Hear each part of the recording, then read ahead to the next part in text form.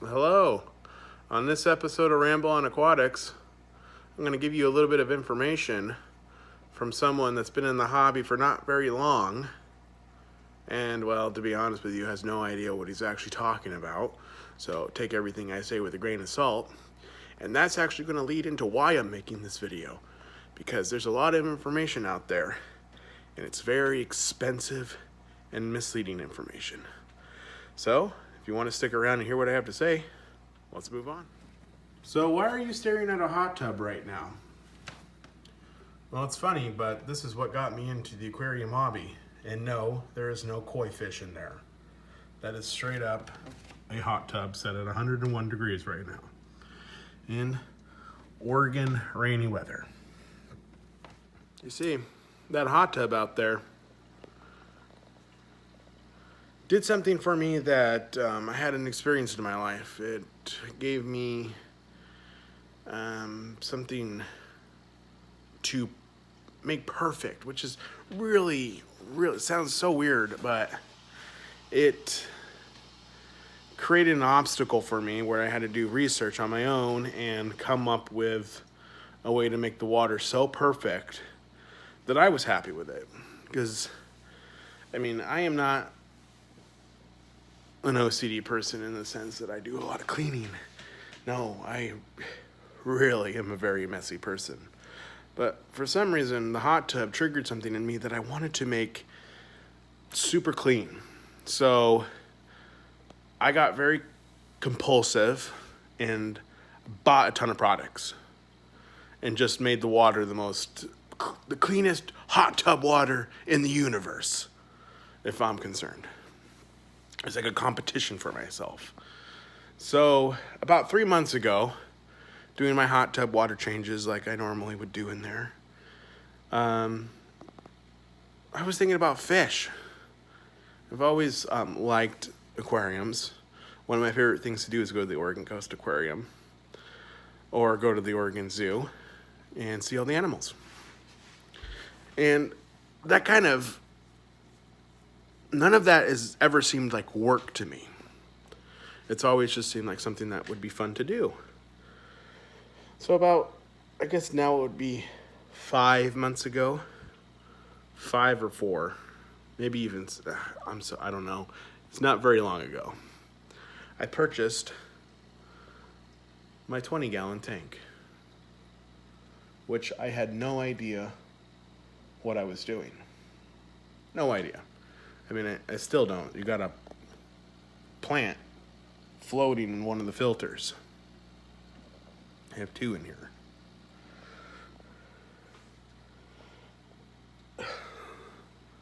That drives me insane. But I'm not gonna touch it right now. We're gonna continue on with this channel. So at my local Petco, I purchased this. It's an Aquarium glass tank. Does not have the correct light up there. I'll get into that a little later. 2 filters, Aquarium 10s, and I believe 100-watt heater in here. I have 6 fancy-tailed guppies, 5 zebra danios, a powdered blue gourami, 4 glow tetras, and a African dwarf frog that you can sort of see maybe. Oh, there he goes underneath the cucumber. Oh, and there's sorry if I'm not showing you correctly, but there's a albino bristlenose pleco eating in there. There's 2 of those guys. So, yeah, I bought this tank, not knowing what I was doing. Asked the lady there that was helping me out. It just so happened to be $1 a day for the tanks. She told me to buy a filter. She didn't know, and I didn't know. What? Okay, what do I need? All I know is put water in the tank. Put water in there and roll a couple goldfish, and you got yourself a tank. Well, that's not what that turned out to be at all. Oh my God. So anyways, bought the tank, bought the filter, bought the heater. I think that day we spent $300 on this 20-gallon tank, all said and done, $300. And got it home, set it up. They said not to buy fish. Don't buy fish right away. You want your tank to cycle. And I had no idea what cycling was. And got on the internet and Googled cycling your tank. Oh my God. That's what did it. Little backstory, I'm a huge computer nerd. I'm constantly reading the next news article, next thing, popular science, popular mechanics, all that stuff. That's me. So when I started learning about cycling a tank, going back on my hot tub thing, I had to have the most perfect aquarium water. Oh my God. So then it was going from Petco to my local fish store, LFS. As a fish community, I know what LFS stands for now. And I have two. I have one that's close by a little bit, and the other one's a little farther away down in Portland. I prefer the one in Portland called the Wet Spot.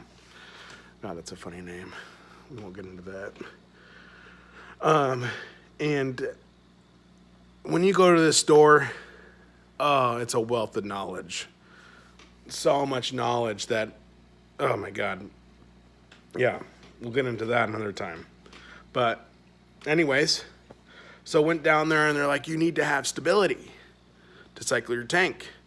And I'll get you 5 zebra danios. We'll put 5 zebra danios in there and you start with stability. In 7 days, your tank will be cycled. No, it was not cycled. I still believe my tanks have not cycled. I don't know what that means. That wealth of knowledge on the internet is so misleading, and it's not even funny.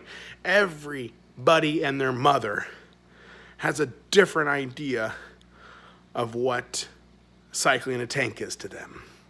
Now, the definition that I am aware of is it's when you have zero ammonia, some nitrate, and it never goes over 40 BPM or whatever. And it's able to cycle. It cycles through the ammonia and breaks it down into nitrate. And there's also nitrate in there, but that if that even spikes a little bit, your fish are gonna die. Well, I wasn't gonna allow my fish to die. I cannot stand a fish dying. So then I started reading more. How do you know if your tank cycled? Like, how do I know? Well, test your water. So I went out and bought myself a water testing kit. Okay. That just made it worse. That made it worse. I literally test my tanks every single day, and looking at the yellow, you'll look at it first and be like, oh, that's yellow. Wait, is that green or is it yellow? Which color is it? Well, I don't know. Doing water change. So at this point, I hardly even do water tests anymore because it just increases my anxiety off the roof that I would much rather just change the water every day. Like, just change your water, throw in some C-Chem Prime, you're good to go. Just do that every day, your fish are fine. Now, the bad side of that is, are your fish going to get used to that cycle, that changing of water? I'm actually, the other day I did test my water, and I'm pretty sure this is cycled. There is some nitrate in there, zero ammonia. So I'm pretty confident that this tank is actually cycled after 6 months. But I don't care. I wouldn't want to be swimming around in fish poop, so I do weekly changes at least. Every Friday is my schedule, and that's at least. I do a weekly water change, but on top of that, I do miniature, I like to call my miniature water changes. Just when I overfeed, I feel like, and I'm like, oh my God, too much in there. Gotta get it out. Gotta make my water super clean. I want my water clean. And there you go, you read the forms. Type in, should your aquarium water be clean? No. Half the people say, no, you want your tank dirty. They want the water dirty because fish like dirty water. And then the other half is saying semi-clean to perfection.